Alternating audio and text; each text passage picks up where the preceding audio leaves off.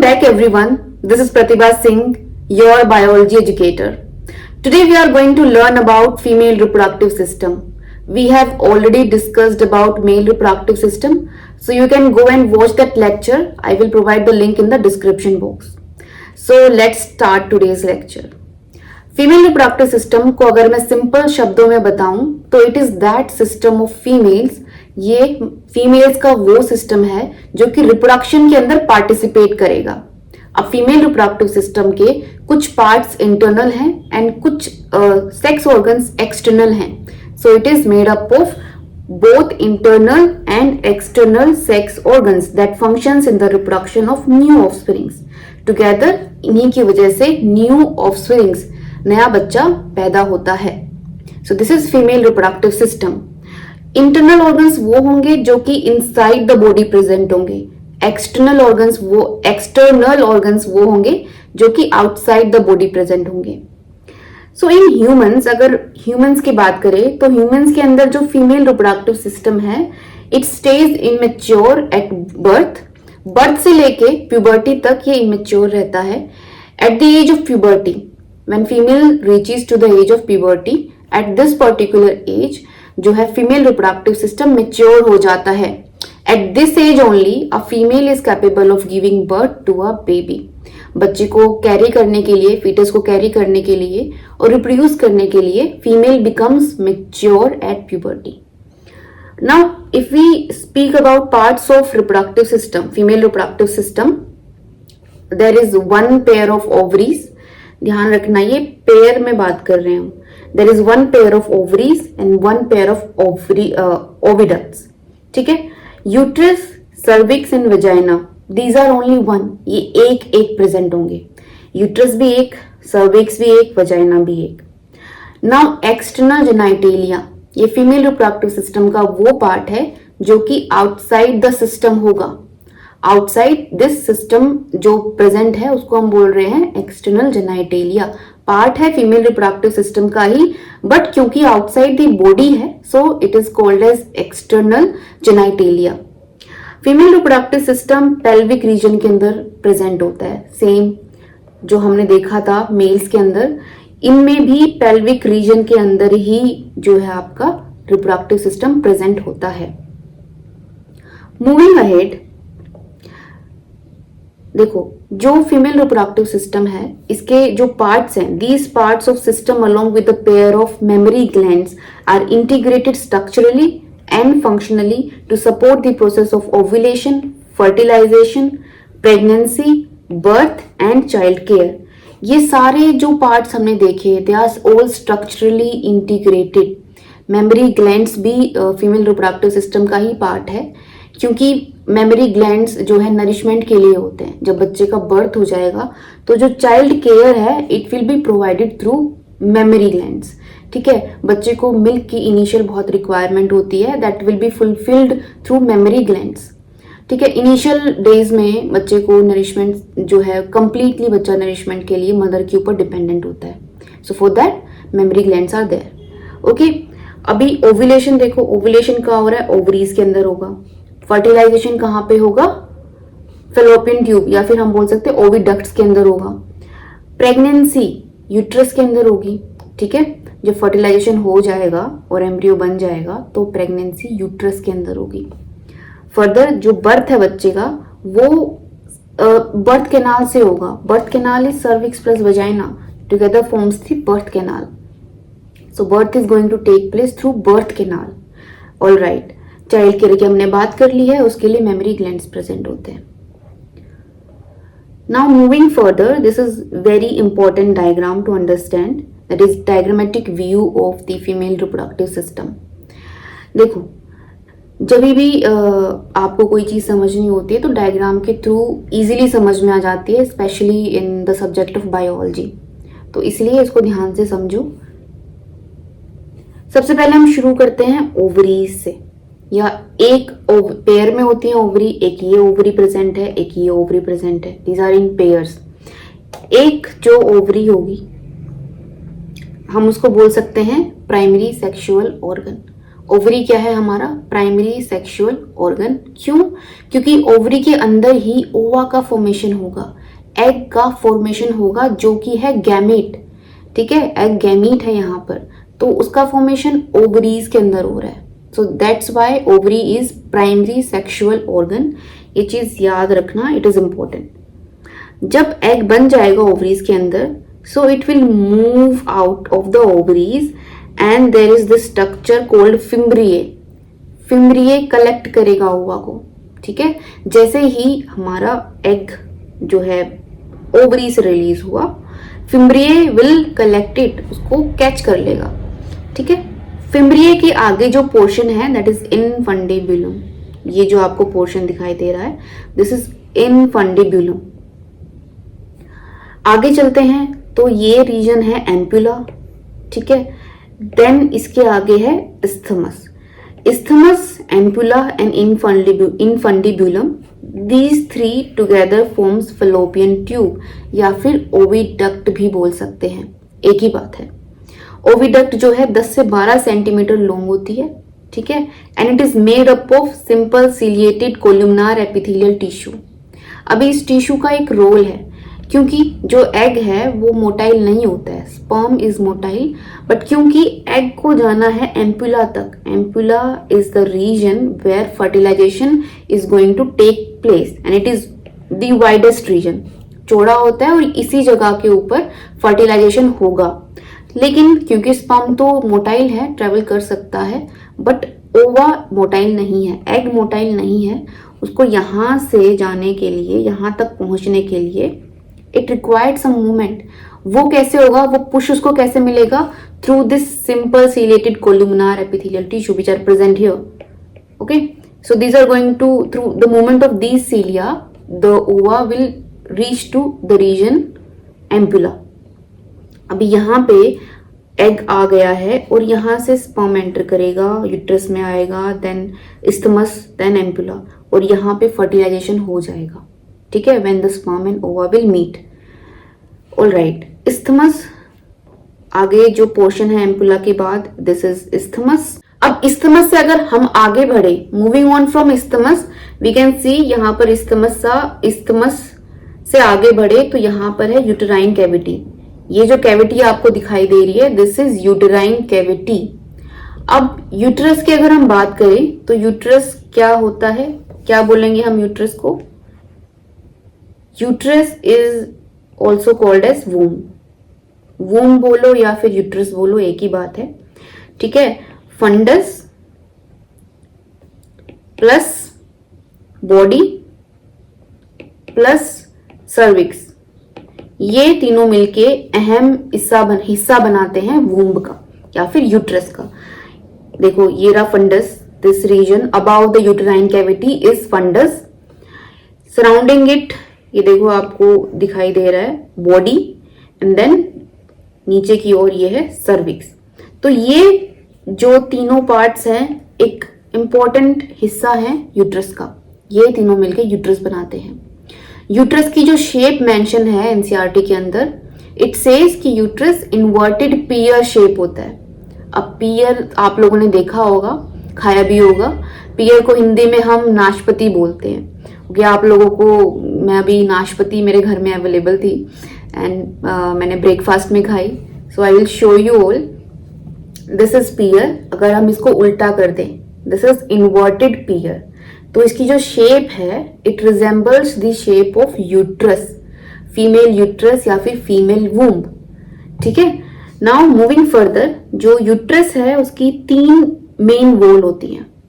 The inner wall is endometrium, the middle wall is myometrium and the outer most layer is perimetrium. तो endometrium जो कि inner most wall है, it is glandular. ये glandular, इसका glandular function होगा। It is vascular, यानी कि वीन्स present होंगी यहाँ पे बहुत सारी, प्लस इसके अंदर साइक्लिक चेंजेस होते हैं ड्यूरिंग मेंस्ट्रुअल साइकिल। यही वो लेयर है जो टूटती और बनती रहती है हर महीना। ठीक है, moving further, next is myometrium which is middle layer. ठीक है, एंडोमेट्रियम के बाद मिडल लेयर है myometrium which is middle layer, और यहाँ पर स्मूथ मसल्स प्रेजेंट होती हैं। स्मूथ मसल्स की कॉन्ट्रैक्शन की वजह से ही डिलीवरी हो पाती है। जब स्मूथ मसल्स में कॉन्ट्रैक्शन होगा तो it is easy for the baby to come out. तो डिलीवरी के टाइम पे ये मसल्स बहुत ज्यादा कॉन्ट्रैक्ट होती है और उसी की वजह से डिलीवरी यानी कि बच्चे का बर्थ हो पाता है। Outer most layer simply perimetrium. ठीक है, अभी ये वाला जो रीजन आपको दिखाई दे रहा है, I have already told you, this is cervix and this is cervical canal. Cervical canal से आगे बढ़े तो ये जो आपको पोर्शन दिखाई दे रहा है, this portion is vagina. This is vagina, this portion. ठीक है, जैसे कि हमने पहले भी बताया कि सर्विक्स या फिर cervical canal plus vagina, this forms the birth canal, जहां से बच्चे का बर्थ होगा। Now talking about vagina, it is 8 to 10 centimetre long. It has vaginal rugae, कुछ फोल्ड्स होते हैं इसके इनसाइड। ठीक है, उनको वजाइनल रूगे बोलेंगे। एंड मीडियम की अगर बात करें तो it is acidic, it has acidic medium due to the presence of lactobacillus bacteria. Lactobacillus bacteria की वजह से ही एसिडिक मीडियम यहाँ पर रहता है। अब वेजाइनल ओपनिंग होगी यहां से, एंड वेजाइनल ओपनिंग के ऊपर एक बहुत ही पतली परत होती है टिश्यू की। There is very thin fleshy tissue that's located at the opening of vagina which is hymen. क्या बोलेंगे हम उसको? हाइमन। ठीक है, बहुत ही थिन लेयर होती है at the end of the vaginal opening. Okay, तो ये था पूरा आपका फीमेल रिप्रोडक्टिव सिस्टम का डायग्राम। ठीक है, आई होप ये आपको समझ में आया होगा। नाउ अब देखते हैं हम, यहाँ पर जो आपको ओवरी दिखाई दे रही है, ये एक तरफ से यूट्राइन वॉल से कनेक्टेड है और दूसरी तरफ से ये पेल्विक वॉल से कनेक्टेड है।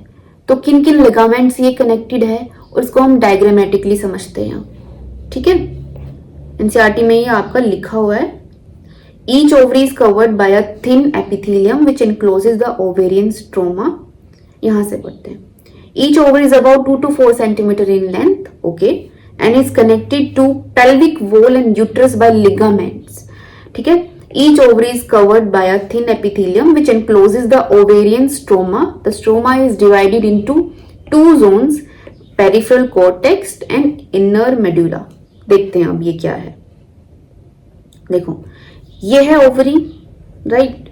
अब ये ओवरी एक तरफ से कनेक्टेड है यूट्राइन वॉल से और दूसरी तरफ से कनेक्टेड है पेल्विक वॉल से।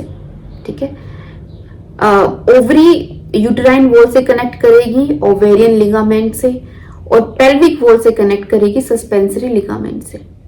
ठीक है, अब इसकी जो लेयर्स होती हैं उनकी हम बात करते हैं। जो इनर लेयर होती है, जो ये इनर लेयर है, this is tunica albuginea. Tunica albuginea which is inner layer of ovary and it is fibrous. Outer layer जो होगी उसको हम बोलेंगे germinal layer. It is made up of simple cuboidal epithelium. So these are the covering of ovaries. Now जो ovarian stroma होता है वो भी दो पार्ट के अंदर डिवाइडेड है। जो ओवेरियन स्ट्रोमा है, it is also divided into two parts. The outer part is cortex, this is cortex region, and inner is medulla, this is inner medulla.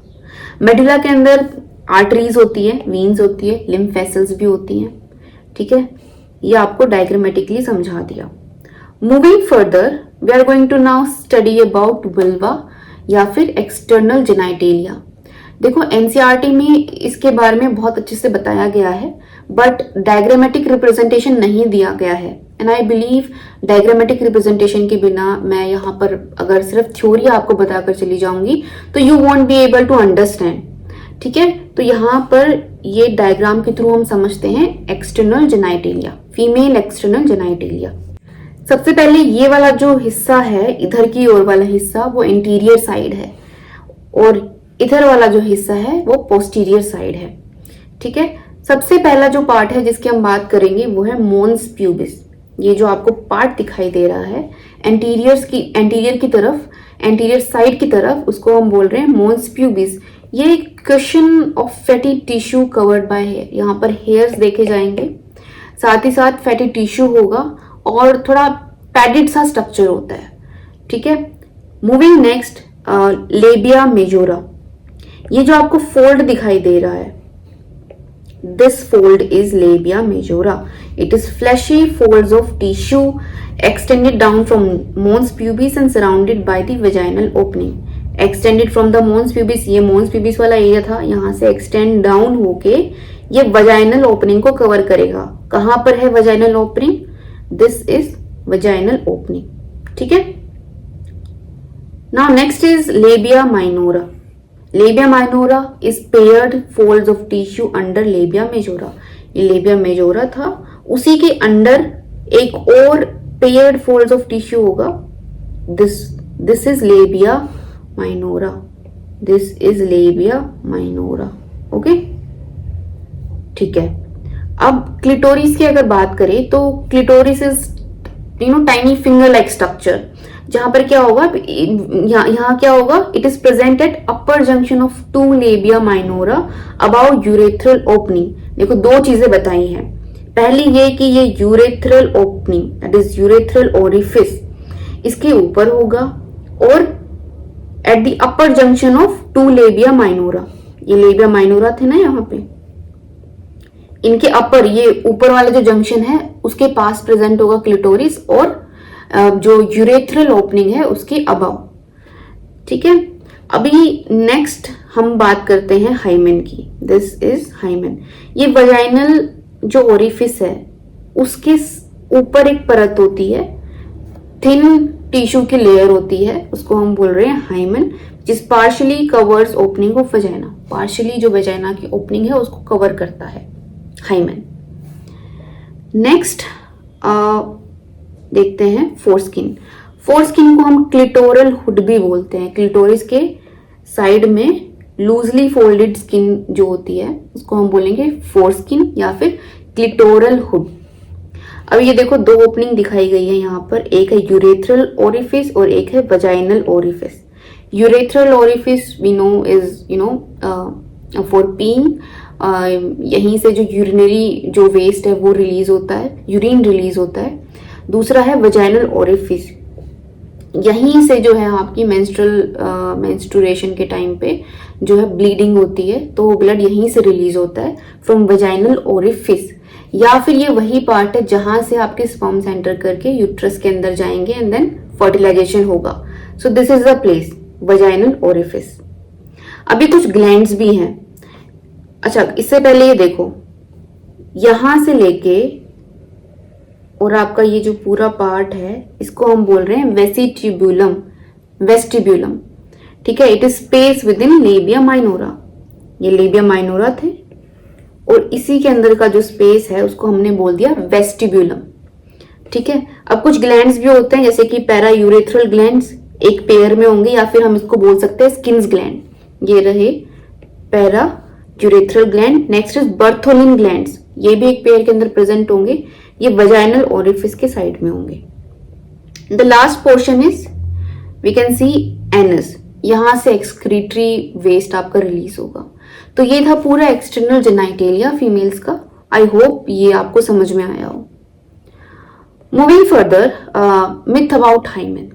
देखो हमारी सोसाइटी में काफी मिथ्स हैं हाइमेन से रिलेटेड. हालांकि ये बहुत ही एक पतली लेयर है जो कि वजाइनल ओपनिंग के ऊपर प्रेजेंट होती है at the end of the vaginal opening, covering it, partially covering होती है. और ठीक है, बट इसके रिगार्डिंग काफी मिसकॉन्सेप्शंस है लोगों के.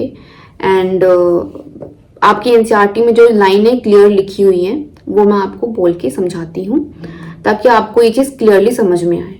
And it is also very important to talk about these things ताकि सोसाइटी में थोड़ी सेंसिटिविटी हो, थोड़ा सा हम लोगों में थोड़ी समझ बिल्ड कर सके अराउंड दिस टॉपिक. तो एनसीईआरटी में जो लाइन लिखी हुई है इसलिए बताना जरूरी है because it is clearly mentioned in your NCERT. See, the hymen is often torn during the first coitus या फिर इंटरकोर्स. जो पहला इंटरकोर्स होता है उस समय हाइमन टोन डाउन हो जाता है, मतलब कि टूट जाता है. Okay. However it can also be broken by a sudden fall और जोल्ट. या तो आप एकदम से गिर गए, तभी भी हो सकता है कि फोर्स की वजह से, झटके की वजह से वो टूट जाए, क्योंकि बहुत ही पतली लेयर होती है. It can easily break down. Next क्या हो सकता है कि इंसर्शन ऑफ वेजाइनल टैम्पून्स। अभी पीरियड्स के टाइम पे काफ़ी लड़कियां वेजाइनल टैम्पून्स का यूज़ करती हैं, तो जब वो इंसर्ट करोगे आप तभी भी हो सकता है कि हाइमन की जो लेयर है वो ब्रेक डाउन हो जाए। Next is active participation in some sports like horseback riding, cycling etcetera. तो कोई लड़की स्पोर्ट्स में भी ज़्यादा पार्टिसिपेट करती है, हॉर्स राइडिंग करती है, साइकिलिंग करती है, तो बिल्कुल प्रेशर की वजह से, फोर्स की वजह से ये लेयर ब्रेक डाउन हो सकती है etcetera. In some women the hymen persist even after coitus. In fact अभी देखो ये बोला गया है कि हाइमन कुछ महिलाओं के अंदर देखा गया है कि even after the intercourse it persist, break down नहीं होता, it remains the same. Okay, in fact, the presence or absence of hymen is not a reliable indicator of virginity or sexual experience.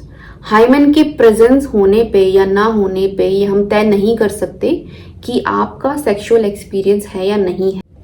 So I hope this is clear now. It was important for me to discuss this with you all since it is given clearly. It is mentioned clearly in your NCERT. Moving to the last slide of today's lecture, that is diagrammatic representation of mammary glands. अभी mammary glands को हम पढ़ेंगे since they are also part of the system, तो एक बारी structure देख लेते हैं हम। एनसीईआरटी का डायग्राम कुछ इस तरीके से दिया हुआ है। सबसे पहले देखो ये रिब्स दिखाई गई है यहाँ पर, ठीक है, रिब्स ऐसे प्रेजेंट होती हैं, राइट, ऐसे होती हैं रिब्स। तो उसका एक सेक्शनल व्यू लिया गया है, तो यहाँ पर जो आपको दिखाई दे रही है दीज आर रिब्स, और इनके बीच में होंगी muscles, these our muscles between ribs. और यहाँ पर जो एक मसल दिखाई गई है इसका नाम याद रखना, पेक्टोरेलिस मेजर मसल, ठीक है, पेक्टोरेलिस मेजर मसल। कुछ जैसा कि मेमोरी ग्लैंड्स के अंदर कुछ पार्ट फैट का भी होता है, this is fat shown here. उसके बाद मेमोरी लोब दिखाए गए हैं, ये मेमोरी लोब दिखाए गए हैं जो कि 15 से 20 होते हैं, दे आर ग्लैंडुलर टिश्यू, ठीक है। मेमोरी लोब्स के अंदर होंगे मेमोरी एलिवोलस, ये था मेमोरी लोब यहाँ पे, और इनके अंदर होंगे फिर मेमोरी एलिवोलस। मेमोरी एलिवोलस के बाद डक्ट्स निकलेंगी, उनको हम बोलेंगे मेमोरी डक्ट, ठीक है, ये डक्ट्स निकल रहे हैं, these are mammary ducts. These mammary ducts are going to further form ampulla, ठीक है, जो ये आपको वाइट रीजन दिखाई दे रहा है, दिस इज एम्प्यूला। इसके बाद है लेक्टिफेरस डक्ट, एम्प्यूला के बाद आगे चल के यही डक्ट बन जाएगी लेक्टिफेरस डक्ट, और बहुत सारे लेक्टिफेरस डक्ट्स मिलके बनाएंगे निप्पल। यहाँ इस एरिया में होगा निप्पल, ठीक है। यहाँ पर ये निप्पल के अराउंड जो पार्ट दिखाया गया है दिस इज एरियोला, ये थोड़ा सा this area is pigmented and highly sensory. Okay, इसको एक बार हम थोड़ा सा अच्छे से समझ लेते हैं। ये जो मेमोरी लोब दिखाया गया है, ये रहा पूरा memory lobe, this is memory lobe. इसके अंदर हमने देखा था मेमोरी एलिवोलस, ये रहे आपके मेमोरी एलिवोलस, ठीक है। मेमोरी एलिवोलस फर्दर बना रहे थे mammary duct, then mammary duct से बन रहा था एम्प्यूला आगे चल के। एम्प्यूला वो रीजन है जहां पर मिल्क का स्टोरेज होगा, यहीं पर जो है मिल्क स्टोर होगा। एंड एम्प्यूला के बाद आएगा lactiferous duct, this is lactiferous duct, जहां से फिर मिल्क रिलीज हो जाएगा, और बहुत सारे लेक्टिफेरस डक्ट मिलके बनाएंगे निप्पल, ठीक है। निप्पल होगा फॉर मिल्क सकिंग। अभी देखो हमें पता है कि ब्रेस्ट जो है आपके पेयर स्ट्रक्चर है, ग्लैंडुलर है, ग्लैंडुलर टिश्यू होगा और फैट होगा। अभी इसको हम थोड़ा और समझें तो यहाँ पे क्या होता है, दिस इज मेमोरी एलिवुलस, राइट। इस मेमोरी एलिवुलस के स्ट्रक्चर को समझते हैं। ये है मिल्क सीक्रेटिंग सेल्स, ये जो आपको पर्पल कलर से बनाए हुए हैं, these are milk secreting cells, यही सेल्स सीक्रेट करेंगे मिल्क, ठीक है। अभी इनके ऊपर क्या होता है, मायोएपिथेलियल सेल्स होते हैं, और मायोएपिथेलियल सेल्स के ऊपर, इन मायोएपिथेलियल सेल्स के ऊपर लगे होते हैं ऑक्सीटोसिन रिसेप्टर, ठीक है। तो क्या होगा जब बच्चा मिल्क को सक करेगा, ठीक है, when child is sucking the milk, तो ब्रेन को एक सिग्नल जाएगा और वो रिलीज करेगा ऑक्सीटोसिन हार्मोन, ऑक्सीटोसिन हार्मोन आएगा और ऑक्सीटोसिन रिसेप्टर से बाइंड करेगा एंड ऑक्सीटोसिन रिसेप्टर से जैसे ही ऑक्सीटोसिन ने बाइंड किया, जो मायो एपिथेलियल सेल्स हैं वो कॉन्ट्रैक्ट करेंगे, दे विल कॉन्ट्रैक्ट। उससे क्या होगा कि जो मिल्क सिक्रेटिंग सेल्स है उनके ऊपर प्रेशर पड़ेगा and they will secrete the milk, ठीक है। और वो मिल्क फिर आपका इस रूट से होते हुए लैक्टिफेरस डक्ट से आपका जो है बाहर चला जाएगा। सो ये था आपका sectional view of mammary glands. तो आज के लेक्चर में आज हम इतना ही पढ़ते हैं। आई होप आज का लेक्चर आप सब लोगों के लिए हेल्पफुल होगा और नेक्स्ट लेक्चर के अंदर पूरा मैं ट्राई करूंगी कि oogenesis that is formation of egg वो हम पूरा कवर कर लेंगे। Thank you.